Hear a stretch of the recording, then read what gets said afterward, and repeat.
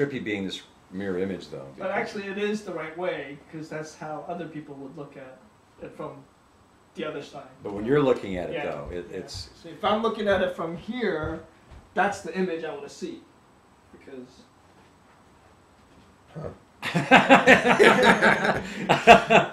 okay. Anyway. So let's okay. So you want to start by with I'll any start. kind of introduction? Introduction. Okay. Yeah. Greetings, everyone. We're here talking to Dennis Mitraszek. Michik. Excuse me. You can edit that out. Or leave it in. It'll be good for the comic We effects. can edit later. Anyway, Dennis has been a friend of mine for, I want to say, it's been almost 20 years. Let's say 20 years coming up. I think that's about right. 87. Yeah. I moved back. I was in Delaware for a year in '86. I moved back in '87, and I was looking for a place to live early '87, and I moved in with you. Right. You're one of the many well-known and infamous people who have lived in this house. It's been a breeding ground. You forgot incorrigible. Incorrigible too. We'll give you that one. There's been some of those. And anyway, Dennis and I have been talking over the last couple years about his theories and his feelings about 9/11 and what really happened that day. And I got to tell you, I've watched some video, I've read some information, and I've studied this a little bit. And there are a lot of big holes in this story that the media came up with. And I'm here to talk to Dennis about some of those holes because the media can misrepresent so many things, and we just digest it, and it just comes in, and we accept it as being always true. And we have to look at things, and that's one of the things that I love about the internet. Is the internet has allowed us to explore all these different things that affect us in our lives, and look at it from a different angle. And that's what I want to do with you today. Well, thank you for giving me this opportunity, Craig. It's a pleasure to be here. We're here in Palo Alto, California. On the date today is what? I like to date stamp it as well. The date is sure, the 15th. The 15th. So 15th of August, 2006, coming up to the 5-year anniversary of September 11th, 2001. It is critical that at this point that people understand that they've been lied to. The official narrative of what happened on 9/11 is a fairy tale.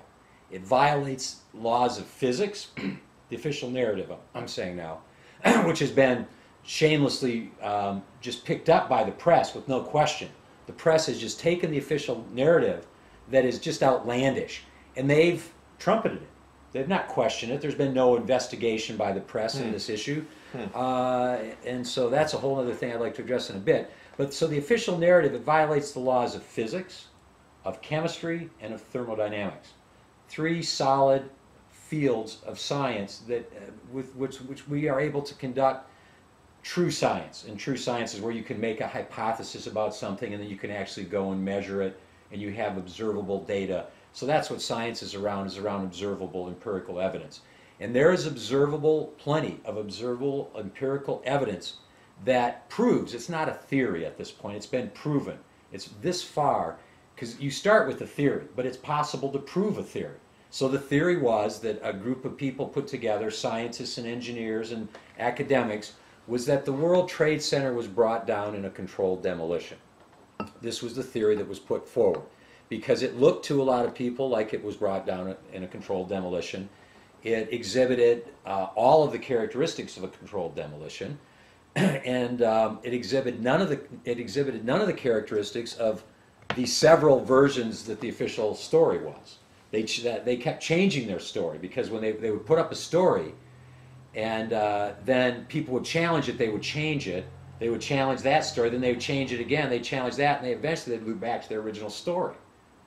So it's this circular story that they just keep trailing around. They keep going in a circle, and it involves some combination of the fire was so intense of the burning jet fuel that it caused the steel to lose its structural integrity, and that there was a massive catastrophic collapse, a pancaking of one floor into the other.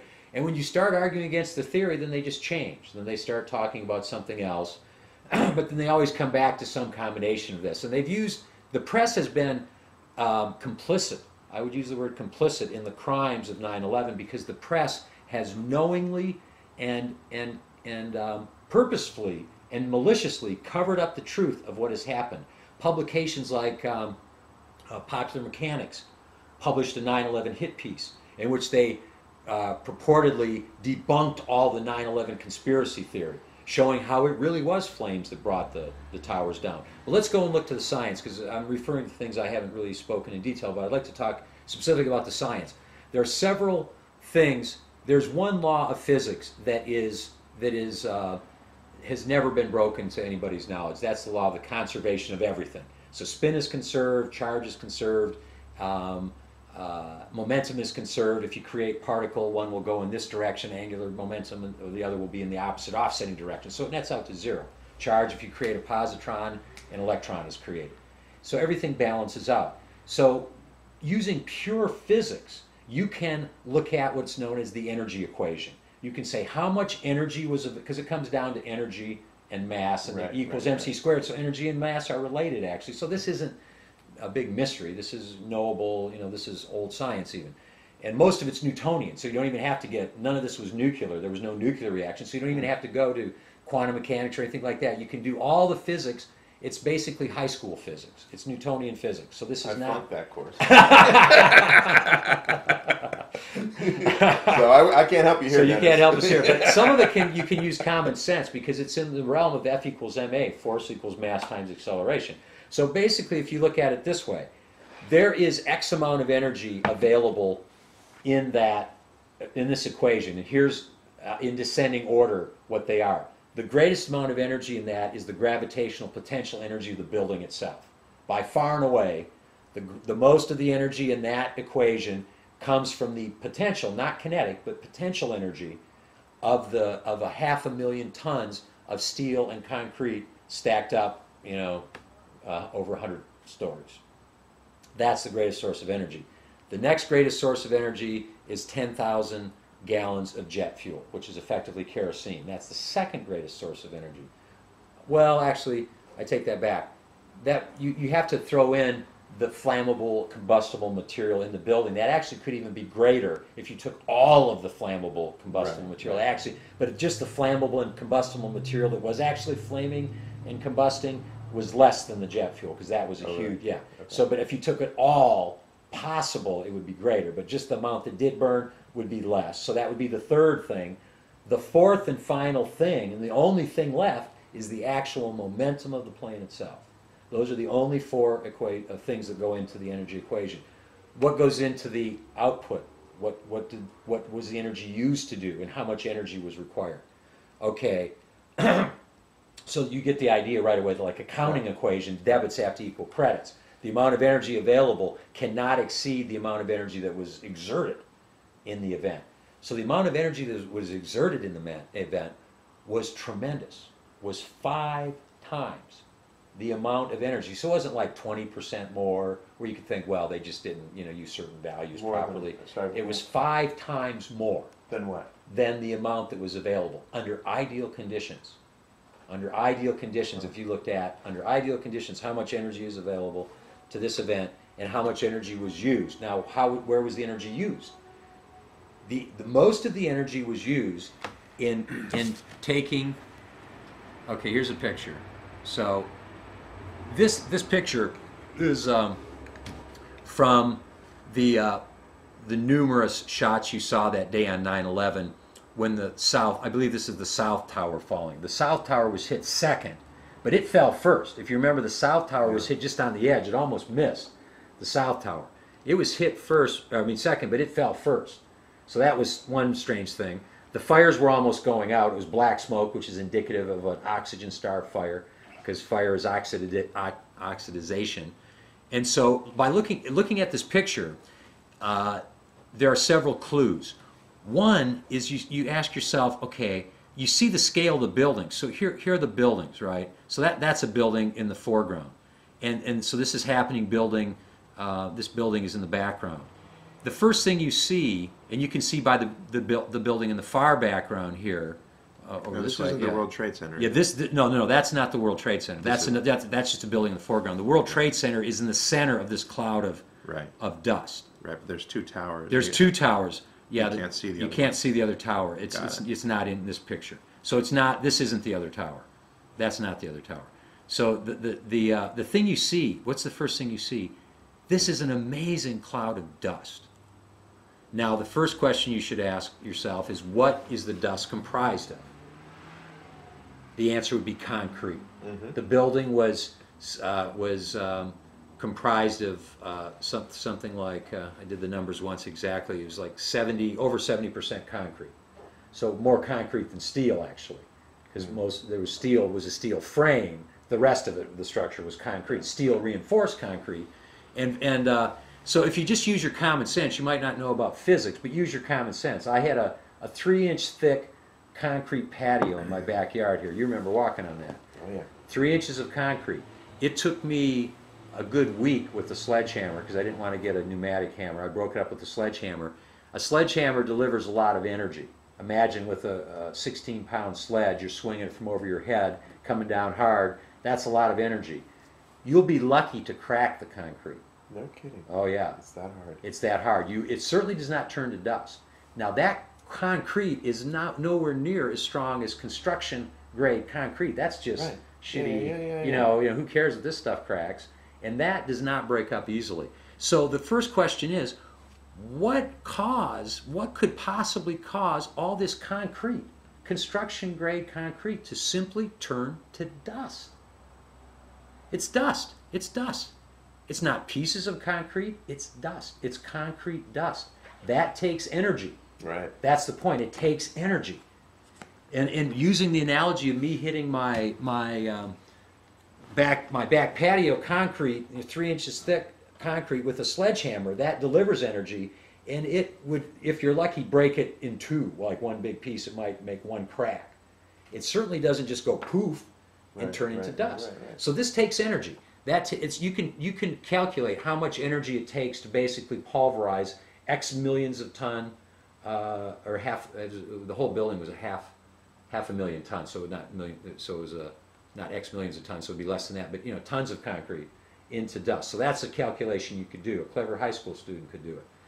The next thing is, this stuff is just not falling down, it's being pushed out like this. Right. That takes energy, because this is tons of concrete now suspended in midair. Right? It's suspended in midair. It takes energy to push it out for blocks and blocks and blocks and blocks. That's energy. You can't see it in this picture, but you can actually see 28-foot long steel I-beams being flung hundreds of feet, end over end. That takes energy. Steel beams would fall straight down. Right. They wouldn't just they don't jump. They would fall straight down. There was one steel I-beam embedded in a building hundreds of feet away. And you can see on this picture, if there were better resolution maybe, you can actually see they look like toothpicks in this. But since they're all uniform size, I mean, have you ever seen that photograph? Yeah, I have. They look like toothpicks in the picture. This is all. This is. Yeah. It's Wow. that stuff right there. Those are steel beams. Wow. Just that's hundreds of feet. If you realize that the building was what was it, 418 meters tall, and so and if you figure it's somewhere in this cloud, it's being shot outside of the cloud. That's how much energy that it took. And then the final Right over there. the final use of energy was the energy required to melt, and the operative word here is melt, tons of steel, because there was molten steel. I can't stress that enough. Molten, that means liquid. Yeah. There was liquid steel discovered 7 floors underneath the ground, 7th sub-basement, where the 47 steel columns are anchored into granite. That's how the buildings were anchored. They were 47 steel columns that started 3 feet by 1.5 feet. They weren't solid. They were, plates, the big plates of steel, Right. but making a box that's very strong. They don't have to be solid steel. 3 feet by 1.5 feet. Imagine, that's massive. And then they tapered up as they went up, as the higher needed to support less and less weight. Right, and there were 47 of those. They were melted at the base. The only thing that could do that, there are, and I've researched this as well. It's been an education for me. But the best website to go to, and I'll tell you their conclusion here, is Scholars for 9/11 Truth. That's the single best organization. Okay. It's st911.org. Oh, really? So www.st911.org. Okay. That is the single best website. I'm an associate member, of that organization, and it is founded by Dr. Stephen Jones, who's a professor of physics, tenured professor of physics at Brigham Young University, No kidding. and he has been courageous enough to speak the truth. He wrote a white paper, not a white paper, a peer review paper, I meant to say. Mhm. White paper is more a business term. He wrote a peer review paper that was not challenged, outlining that the Twin Towers and the Building 7 were all destroyed in controlled demolitions. Because there's the vexing issue of Building 7, if you buy the official narrative. Okay, so let me just close the loop on that one part, is that, okay, the only thing that can really melt steel as effectively as the steel was melted is thermite or thermate. And they're related. The thermate just has some sulfur added to the thermite, so it's thermite plus sulfur. But thermite is something I never heard of until the researching 9/11. It is something comprised of aluminum oxide and iron oxide, which is effectively rust, and then they sometimes throw in some sulfur, and there are a few other chemicals in there. When ignited on contact with steel, will melt it. One of the websites I visited had an anecdotal case where it seemed like a guy when he was younger, a bright guy and a chemistry student, made some in the lab, because it's not that hard to make, and welded a boxcar to the tracks with it. Really? He welded a boxcar to the tracks with a small amount of thermite, because it literally will cut through steel like a hot knife through butter. Seriously. And I saw it on the internet. I saw demonstrations of it. They had a flower pot, and they ignited a flower. It's just a powder. It's just dust. It's a powder. It's like concrete looking thing, and it's just a powder. And when you ignite it, it burns with such a hot reaction that it will, when it's liquid, it'll go right through steel. It went right through the engine block of a car. Just in like real time, just boom, drop through, and you look through, and there's a big hole right through the engine block of the car. That's amazing. That's how much it burns. Now, so there has been thermate found in the dust collected Really? from the World Trade Center. Really? So there is the chemical signature. Very few, there's one company that brags of being able to bring a building down in sections the same size that they were brought in, so they can easily haul them away. That company is Controlled Demolition. For $100, who do you think cleaned up the Oklahoma City bombing? Controlled Demolition. Who Yeah. cleaned up the World Trade Center site? Controlled Demolition. Really. One of the interesting things about talking about controlled demolition that I've thought about a lot is the fact that to bring down a building like this would take months and months and months to set up a demolition Brilliant that would lead-in. work. Brilliant lead-in. That would work in this kind of situation. It's true. This isn't something that somebody can come in at midnight, plant these little explosives, and walk out the door.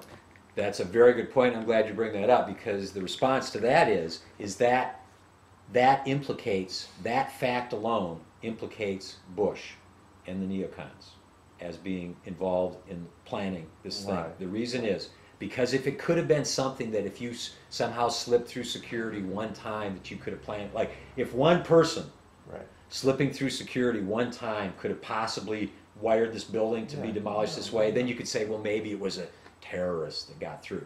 But the fact of the matter is to do this controlled demolition took a team of experts, but a small team. The number of pounds of thermite or thermate required to do this has been calculated at under 300.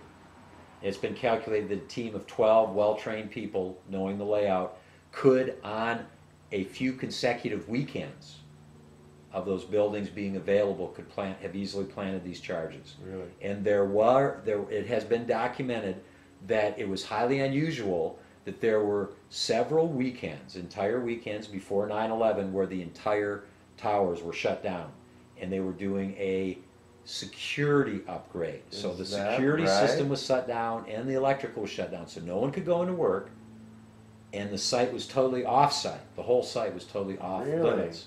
And workers, even people that survived it, reported saying, well, it was very strange because for several weekends before, I wasn't able to go and work, on the weekend. And so it's even public knowledge that this was, the site was available. Now the question is who? Well, this is where Marvin Bush enters in the picture.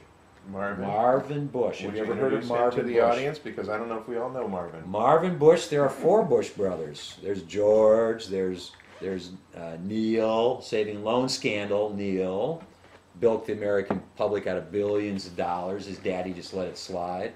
And Jeb, of course, the emperor to be. Jeb, emperor to be. Next in line to the Next throne. in line to the throne. Exactly. And a little footnote about Jeb and how he plays into 9/11. Did you know that Jeb Bush declared a state of emergency, martial law in Florida just a few days before 9/11? Declared martial How law. does that tie in? If things didn't go the way they planned, Right. they already had martial law been implemented. What? Check it out. Jeb Bush declared martial law in Florida. It was on like the 9th or something, a couple days before 9/11. So if It things wasn't didn't go declared, well- but it was passed. It was he it was like not Well, a big what was like his reasoning? How could didn't you? give any. You've got. No, it was for immigration. It was for an immigration emergency or other national emergency. That's what the wording was. For an immigration emergency or other national emergency. That's what the wording was. Wow. So that was the reason they gave an immigration emergency, like a flood of Cubans coming over. That was the official reason. Or other national emergency. That was the other thing. But Marvin Bush. So Jeb Marvin. Bush. That's Jeb. Marvin Bush. Marvin is the youngest Bush. Never heard of him. No, most people haven't, and I thought maybe he's an urban legend. Maybe this is just something they put out there. And then San Jose Mercury News ran a picture of the four Bush brothers, and there was little Marvin Bush, little toddler Marvin Bush. And so I thought, oh, he does exist. But if you Google Marvin Bush, you will find out that he was a principal, or the principal. He was, I believe, the president, CEO, chairman of the board of a company by the name of Securicom. They've now since changed their name, but they were called Securicom at the time. I don't recall the name they changed to. But if you type in Marvin Bush, Securicom, or Marvin Bush, World Trade Center, you'll get a hit on Google or any other good search engine. And you will see that this firm, which is a Kuwaiti-U.S. joint venture, interestingly enough, because there's a connection with Bush and the Bin Laden family that we all know well. And so there's the Bush oil oligarchy, all tied in. Oligarchy. The oligarchy. Oligarchy. It's an oligarchy. There you go. I thought we were going to head down that road. Yeah, We that's did. right. Well, we did. We got to go there at least once in a while to keep them honest. But anyway, so it turns out, now here's how Marvin figures into 9/11. Coincidence after coincidence. Not only did Securicom provide security at the entire World Trade Center site Really? before 9/11, the entire site, including Building 7. Here's one of my little slogans: three skyscrapers, 2 planes. It doesn't add up. If you're thinking it's the planes that did it, what about the third one? It's just like, what, to get tired? What? How do you explain the third one? No planes. I know. It's just insanity. That's what kills me. And the third one, Building 7, was not even mentioned in the cover-up omission commission report. No kidding. Did not even mention Building 7. Huh. Didn't think it was Important. noteworthy. And how does that building fall on top of itself like At a perfect? free fall speed. That was the other thing. I know. These buildings, all 3, fell at free fall I speed. know. Jet fuel does not burn nearly hot enough to even cause structural steel to lose even lose half of its structural integrity. That's the way the number. Yeah, I mean, this isn't rocket science even. This is easy science. You can go and say, how hot are these steel I-beams rated? Kevin Ryerson. Have you ever heard of Kevin Ryerson? He worked, people say, when people say, I don't believe it, I don't believe it. Why aren't the structural engineers speaking up? And I tell them about Kevin Ryerson. I said, have you ever heard of Kevin Ryerson? No. And I said, well, he worked for the insurance company. He was a professional insurance fraud investigator. And it was his job after 9/11 to investigate the insurance claim of Larry Silverstein, Who owned the building? who had the lease for the building. Okay. Okay. And all the insurance. And all the insurance premiums and payments went to him Right. personally. He was the huge benefactor. And the guy responsible at the insurance company for investigating the insurance fraud said within a day or two that there's no way the planes knocked the buildings down. Said within a day or two, he says, no, it just didn't happen. Do you know what happened to him? Got fired. Wow. Got instantly fired. And he's now spent his time with the 9/11 truth movement. You know, people say, well, why aren't people speaking up? Well, because when they do, they get fired and sometimes killed. You know, but usually Has anyone fired. lost their life over this? I mean, other than the people that died that day, of course. But I don't know of any activists that have been Okay. taken out because no, there's too what about, many of What us. about people that are speaking out about 9/11, about the inaccuracies of the reporting? No one has lost their life yet that I know of. I don't know of any of the top activists. A lot of them have been co-opted, and I'm they're talking doing. I'm talking about people that are involved. That the people like you, this guy that built the building, people that Not that I know of. I don't Okay. know of anybody that's because usually Yeah. that does happen if you look at things like people that saw or heard shots from the grassy knoll. About the 60 people that went on record saying that they heard Yeah, shots yeah. and saw shots fired What from the happened to grassy those knoll. people? About half of them ended up dead within a year. All very strange circumstances. Really? Like 30 of them. Really? Same thing with Roswell. Of the roughly 60 people, like 56, I can't remember the exact number. It was like 56 or something. Strangely enough, roughly the same number of people that went on testimony for the grassy knoll. Of those people, roughly half of them ended up dead within a year. Wow. And then of the half that didn't talk, some that are now on their deathbed, more than one. I've read in the San Jose Mercury News, so it's like not like from Weird Magazine. It's the San Jose Mercury News are saying that on their deathbed, they're saying that they saw alien bodies recovered from this crash, and the government went to them and said, "Do not talk if they threaten their life, their kids' lives." And so some of them kept quiet. Some of them went, you know. Anyway, that's beside. But that's we how are we keep getting the, way we're off getting the way off subject the here. subject. We And got- I've got to wrap this up because you know Okay. what? The concert is the happening. concert is happening. Yeah, well, So how, I how think late does it go? it goes till 8. So let's just close and say in closing. Let's wrap it up. We can. The alien stuff is just that's a whole other angle. But That's for another that's episode, for another folks. episode. That's for the other episode. But there are aliens, and you know to think that there aren't is kind of Yeah. silly. You know, But so let's think get back all to this stuff. 9/11. But back Okay. to 9/11. So Wrap the it thing up is, here. let's wrap it up. The simple laws of physics, the laws of chemistry that we know how hot jet fuel burns, and Right. we know the melting point of steel, and the fact that there was massive amounts of molten steel, and we know exactly how much thermite you can burn to melt that much steel. They've done the numbers, and we know that it can be packed in on the backs of 12 train insiders that would go and rig this building over a couple consecutive weekends. We know that it was an inside job. We know what happened. That's the bottom line. This isn't a theory. There aren't competing theories about what happened. The really competing theories are between the official narrative, which violates the laws of physics and chemistry and thermodynamics, as I said at the beginning. Right. The official narrative of this is impossible. It's impossible. And the fact that people believe it is a statement about the educational system of this country, quite frankly. I wouldn't go that far. Well, but No. if I mean, people knew don't- basic science, though. But people see it on a TV screen and they go, "Oh my God!" Well, that's how the can they-" brainwashing. That's the brainwashing. They- But anyway, we don't have to argue about that. No, I don't. I don't think these are stupid people. I think this is what is fed to I didn't them. say stupid. I didn't say stupid. I said stupid. You said stupid. You're the one that said, you said the S word, not me. I didn't say that people were stupid. Right. I said they're brainwashed.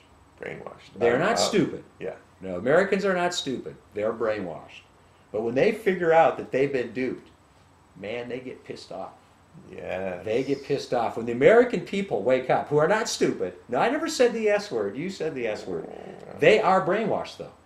The American population is brainwashed because of the media. This is actually the most brainwashed culture in the history of humanity. And that is a statement I will stand by, and I can prove Yeah. it. No. Because of TV, because of the fact that news is consolidated. Internet. Well, the internet is the one answer, though. The internet is an alternative because things like this that are never going to make it in our lifetime until we overthrow the system, going to make it on the evening news. You know, this stuff is what is going to bring people to the truth. Because the truth is, now, if I can just close this out with if you accept that 9/11 was an inside job, which I hope you would side with the laws of physics Yeah. rather than Let's some say all crazy- of our viewers do. So assuming that, now here's why this is very timely. Look at it psychologically speaking from the perp's perspective. So you're George Bush, you're Dick Cheney, you're Rumsfeld, you're Condi Rice, you're Ashcroft, you're these people. And what you're seeing is, oh shit, people are figuring it out. A recent poll says 70 million adults in this country don't believe the official narrative. 70 million. 70 million. A Zogby poll, Zogby, that's the gold standard polls, said 49% of the people in Manhattan believe it was an inside job. 67% of people in Manhattan want another investigation, a true investigation This of last what one really was a happened. sham. That the last one was a sham. Yeah, that the commission report was just a sham. A total work of fiction. It got stuffed under the table just as soon as it came out. You know that? Total work of fiction. What was a New York Times bestseller? It should have been on the fiction category. That's the only problem. It should have been on the fiction category. I called Philip Zelikoff, the author of that report, a scurrilous liar to his face in a room full of people. What did he say? He just stood there stone-faced. I was quoting the Stanford Daily. That was me Wow. that they quoted. The police, the Stanford police came up to me afterward, wanted my name. I said, I'm not giving you my name. And they're like trying to tell me I'm trespassing. I said, this was a public event. I'm not trespassing.